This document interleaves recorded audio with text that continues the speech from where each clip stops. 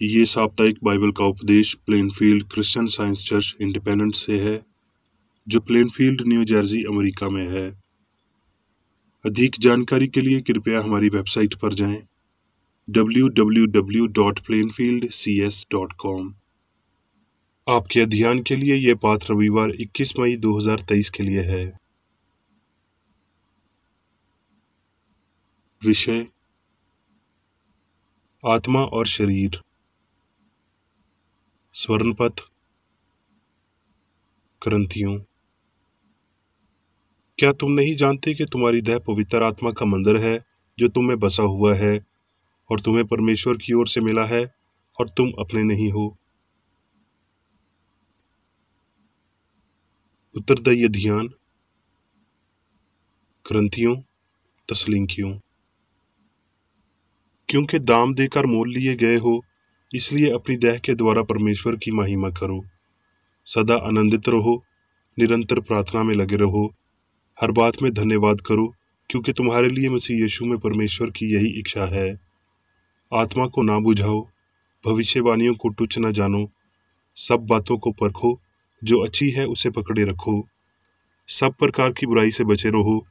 शांति का परमेश्वर आप ही तुम्हें पूरी रीति से पवित्र करे और तुम्हारी आत्मा और प्राण और देह हमारे प्रभु यीशु मसीह के आने तक पूरे पूरे और निर्दोष सुरक्षित रहें।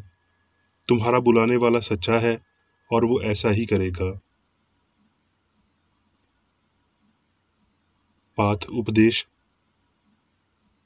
बाइबल में से भजन संहिता। यहोवा मेरा चरवाहा है, मुझे कुछ घाटी ना होगी। वो मुझे हरी हरी चराइयों में बिठाता है, वो मुझे सुखदायक जल के झरने के पास ले चलता है, वो मेरे जी में जी ले आता है। भजन संहिता। मैं अपनी आंखें पर्वतों की ओर लगाऊंगा, मुझे सहायता कहाँ से मिलेगी। मुझे सहायता यहोवा की ओर से मिलती है, जो आकाश और पृथ्वी का उद्धार करता है। वो तेरे पाँव को टलने ना देगा, तेरा रक्षक कभी ना ऊँघेगा। सुन, इस्राएल का रक्षक ना ऊँघेगा और ना सोएगा। यहोवा तेरा रक्षक है, यहोवा तेरी दाहिनी ओर तेरी आद है। ना तो दिन को धूप से और ना रात को चांदनी से तेरी कुछ हानि होगी। यहोवा सारी विपत्ति से तेरी रक्षा करेगा, वो तेरे प्राण की रक्षा करेगा। यहोवा तेरे आने जाने में तेरी रक्षा अब से लेकर सदा तक करता रहेगा। दानियल। यहूदा के राजा योयाकीम के राज्य के 3रे वर्ष में बाबल के राजा नबूकदनेस्सर ने यरूशलेम पर चढ़ाई करके उसको घेर लिया। तब उस राजा ने अपने खोजों के प्रधान अशपिन्स को आज्ञा दी कि इस्राएल राजपुत्रों और प्रतिष्ठित पुरुषों में से ऐसे कई जवानों को ला, जो निर्दोष, सुंदर और सब प्रकार की बुद्धि में प्रावीण और ज्ञान में निपुण और विद्वान और राजमंदिर में हाजिर रहने के योग्य हों, और उन्हें कसदियों के शास्त्र और भाषा की शिक्षा दे। और राजा ने आज्ञा दी कि उसके भोजन और पीने के दाख मधु में से उन्हें प्रतिदिन खाने पीने को दिया जाए। इस प्रकार 3 वर्ष तक उनका पालन पोष होता रहे, तब उसके बाद वो राजा के सामने हाजिर किए जाएं। उनमें यहूदा की संतान से चुने हुए दानियल, हननिया, मिसाइल और अजरिया नाम यहूदी थे। परंतु दानियल ने ठान लिया कि वो राजा का भोजन खाकर और उसके पीने का दाख मधु पीकर अपवित्र न हो जाए। इसलिए उसने खोजों के प्रधान से विनती की कि उसे अपवित्र न होना पड़े। तब दानियल ने उस मुखिए से, जिसे खोजों के प्रधान ने दानियल, हननिया, मिसाइल और अजरिया के ऊपर देखभाल करने के लिए नियुक्त किया था, कहा, मैं तेरी विनती करता हूँ, अपने दासों को 10 दिन तक जांच। हमारे खाने के लिए सागपात और पीने के लिए पानी ही दे दिया जाए। फिर 10 दिन के बाद हमारे मुंह और जो जवान राजा का भोजन खाते हैं उनके मुंह को देख, और जैसा तुझे देख पड़े उसी के अनुसार अपने दासों से व्यवहार करना। उनकी ये विनती उसने मान ली और 10 दिन तक उनको जांचता रहा। 10 दिन के बाद उनके मुंह राजा के भोजन खाने वाले सब जवानों से अधिक अच्छे और चिकने देख पड़े। यशाया। तुम में से कौन है जो यहोवा का भय मानता और उसके दास की बातें सुनता है, जो अंधियारे में चलता हो और उसके पास ज्योति न हो। वो यहोवा के नाम का भरोसा रखे और अपने परमेश्वर के नाम पर आशा लगाए रखे। यशाया। तब तू पुकारेगा और यहोवा उत्तर देगा, तू दुहाई देगा और वो कहेगा, मैं यहाँ हूँ। उदारता से भूखे की सहायता करे और दीन दुखियों को संतुष्ट करे। तब अंधियारे में तेरा प्रकाश चमकेगा और तेरा घोर अंधकार दोपहर का सा उजियाला हो जाएगा। और यहोवा तुझे लगातार लिए चलेगा और काल के समय तुझे तिरपत और तेरी हड्डियों को हरी भरी करेगा। और तू सिंची हुई बारी और ऐसे सौते के समान होगा जिसका जल कभी नहीं सूखता। मत्ती। और यीशु ने पतरस के घर आकर उसकी सास को ज्वार में पड़ी देखा, और उसने उसका हाथ छुआ तो उसका ज्वार उतर गया और वो उठकर उसकी सेवा करने लगी। जब संदेह हुई तो वो उसके पास बहुत से लोगों को लाए जिनमें दुष्ट आत्माएं थीं, और उसने उन आत्माओं को अपने वचन से निकाल दिया और सब बीमारों को ठीक किया। मत्ती। वो इस भीड़ को देखकर पहाड़ पर चढ़ गया, और जब बैठ गया तो उसके चेले उसके पास आए, और वो अपना मुंह खोलकर उन्हें ये उपदेश देने लगा।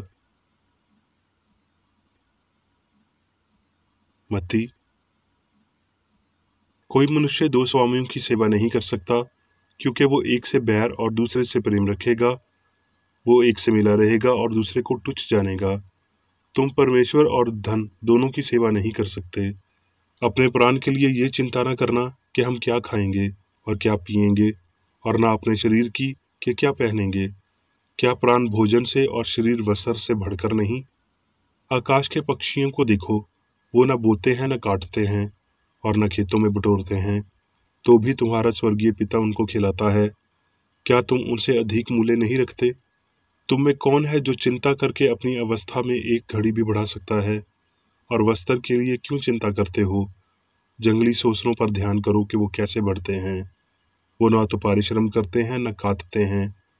तो भी मैं तुमसे कहता हूँ कि सुलेमान भी अपनी सारी विभाओं में से किसी के समान वस्त्र पहने हुए न था।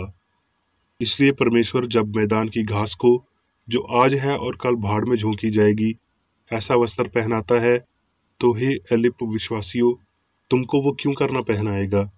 इसलिए तुम चिंता करके ये ना कहना कि हम क्या खाएंगे या क्या पिएंगे या क्या पहनेंगे, क्योंकि अन्य जाति इन सब वस्तुओं की खोज में रहते हैं, और तुम्हारा स्वर्गीय पिता जानता है कि तुम्हें ये सब वस्तुएं चाहिए। इसलिए पहले तुम उसके राज्य और धाम की खोज करो, तो ये सब वस्तुएं भी तुम्हें मिल जाएंगी। अब मैं मेरी बेकर रेड्डी द्वारा क्रिश्चियन साइंस की किताब विज्ञान और स्वस्थ शास्त्रों की कुंजी के साथ के साहस संबंधी अंश पढ़ूंगा। विज्ञान और स्वस्थ। मन के बिना शरीर को बचाया नहीं जा सकता।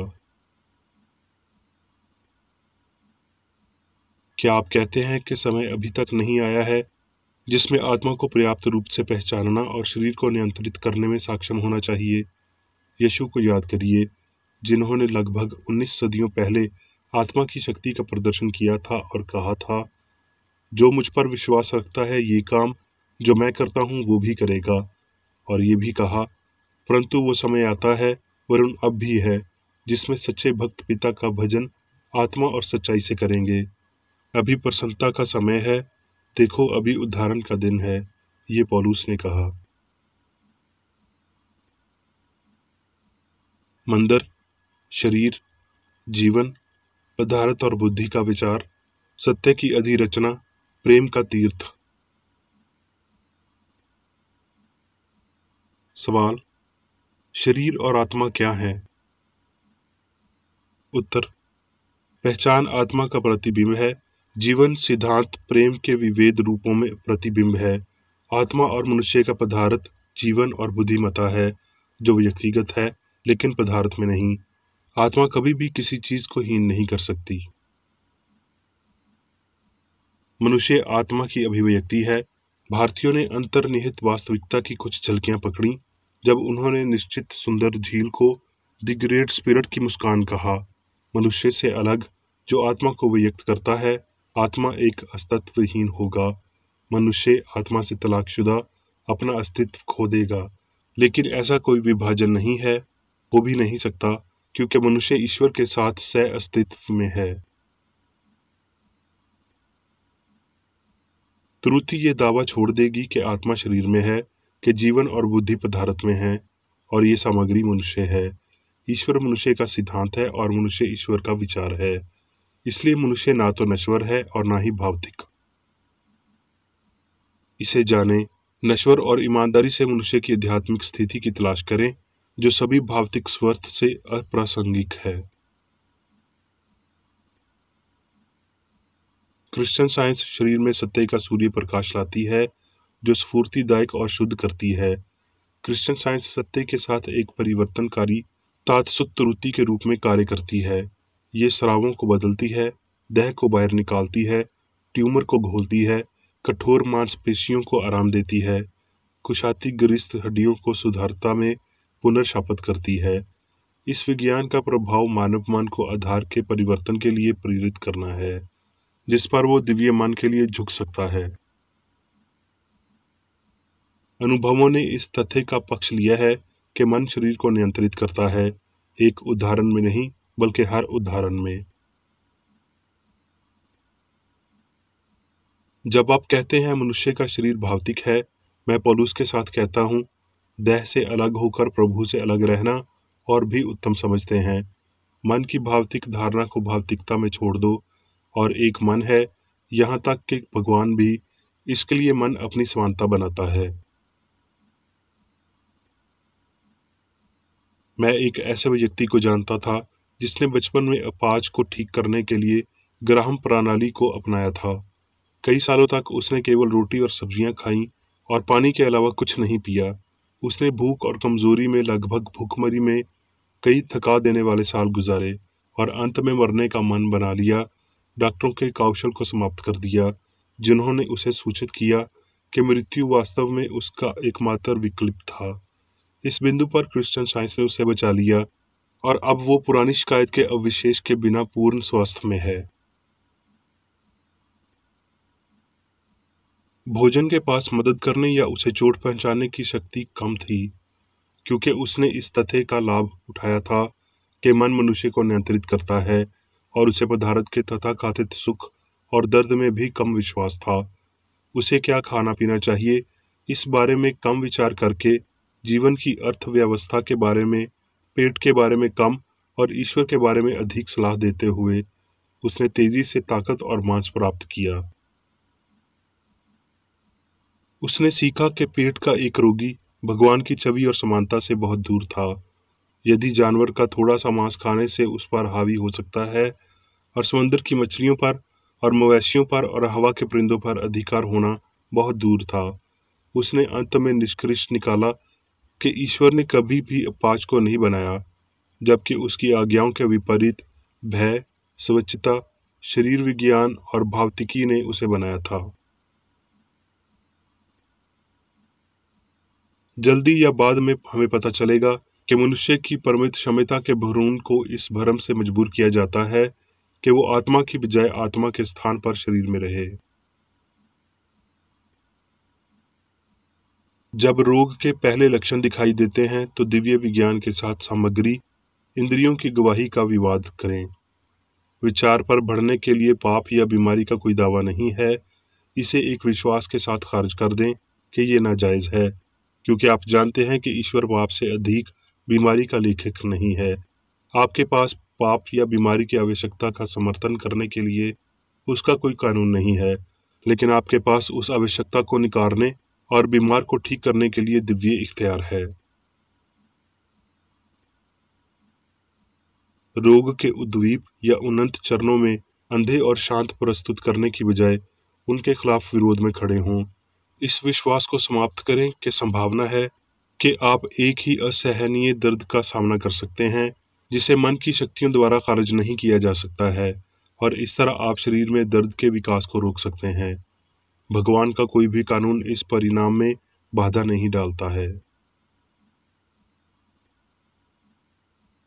विचार के द्वार पर एक कुली को खड़ा करें, केवल ऐसे निष्कर्षों को स्वीकार करते हुए जैसा कि आप शारीरिक परिणामों में महसूस करते हैं, आप अपने आप को सामंजस्यपूर्ण रूप से नियंत्रित करेंगे। जब स्थिति मौजूद होती है जिसे आप कहते हैं कि बीमारी को प्रेरित करता है, चाहे वो हवा, व्यायाम, आनुवंशिकता, छूत या दुर्घटना हो, तो अपने कार्यालय को कुली के रूप में प्रदर्शन करें और इन अस्वस्थकार विचारों और बहक को बंद करें। नश्वर मन से अपमानजनक त्रुटियों को बाहर करें, तब शरीर उनसे पीड़ित नहीं हो सकता। दुख या सुख की बात मन से आती है और जैसे चौकीदार अपना पट छोड़ देता है, हम घुसपैठ की धारणा को स्वीकार करते हैं। ये भूल जाते हैं कि ईश्वरीय सहायता के माध्यम से हम इस प्रवेश द्वार को मना कर सकते हैं। मन शारीरिक इंद्रियों का स्वामी है और बीमारी, पाप और मृत्यु को जीत सकता है। इस ईश्वर पदार्थ अधिकार का प्रयोग करें, अपने शरीर पर अधिकार करें और उसकी भावना और कार्य को नियंत्रित करें। आत्मा के सामर्थ्य में वृद्धि का विरोध करना अच्छा है। ईश्वर ने मनुष्य को इसके लिए सक्षम बनाया है और कुछ भी मनुष्य में दिव्य रूप से दी गई क्षमता और शक्ति को नष्ट नहीं कर सकता है। अब मैं मेरी बेकरी द्वारा चर्च मैनुअल में दिए गए 3 दैनिक कर्तव्यों को पढ़ूंगा। दैनिक प्रार्थना। प्रत्येक दिन प्रार्थना करने के लिए इस चर्च के प्रत्येक सदस्य का कर्तव्य होगा, तुम्हारा राज्य आए, ईश्वरीय सत्य, जीवन और प्रेम के शासन को मुझ में स्थापित कर और मुझ पर शासन कर, और तेरा वचन सभी मनुष्यों के स्नेह को समृद्ध कर सकता है और उन पर शासन कर। आदेशों और कर्तव्यों के लिए एक नियम। ना तो दुश्मनी और ना व्यक्तिगत लगाव मदर चर्च के सदस्यों के आदेशों और कर्तव्यों पर लागू करना चाहिए। विज्ञान में दिव्य प्रेम ही मनुष्य को नियंत्रित करता है और एक क्रिश्चियन विज्ञानी प्यार की मीठी सुविधाओं को दर्शाता है। प्यार में डांटने पर, सच्चा भाईचारा, परोपकार और क्षमा में। इस चर्च के सदस्यों को प्रतिदिन ध्यान रखना चाहिए और सभी बुराई दूर करने, भविष्यवाणी, न्याय करने, निंदा करने, परामर्श देने, प्रभावित करने या गलत तरीके से प्रभावित होने से बचने के लिए प्रार्थना करनी चाहिए। कर्तव्य के प्रति सतर्कता। इस चर्च के प्रत्येक सदस्य का यह कर्तव्य होगा कि वो प्रतिदिन आक्रामक मानसिक सुझाव से बचाव करे और भूलकर भी ईश्वर, नेता और मानव जाति के प्रति अपने कर्तव्य की उपेक्षा नहीं करनी चाहिए। उनके कामों से उन्हें आंका जाएगा और वो उचित या निंदनीय होगा।